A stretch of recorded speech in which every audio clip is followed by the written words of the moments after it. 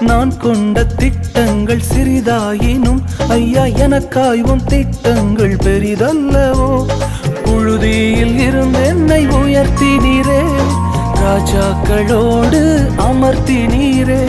புழுதியில் இருந்து என்னை உயர்த்தினீரே, ராஜாக்களோடு அமர்த்தினீரே. உந்தன் கிருபைகளை எண்ணி நான் பாடுவேன், உந்தன் மகிமைதனை தினம் நான் ருசிப்பேன். அல்லேலுயா அல்லேலுயா அல்லேலுயா அல்லேலுயா. உம்மை உயர்த்துவதே எங்கள் நோக்கமையா, உம்மை பாடுவதே எங்கள் மேன்மையா. உம்மை உயர்த்துவதே எங்கள் நோக்கமையா, உம்மை பாடுவதே எங்கள்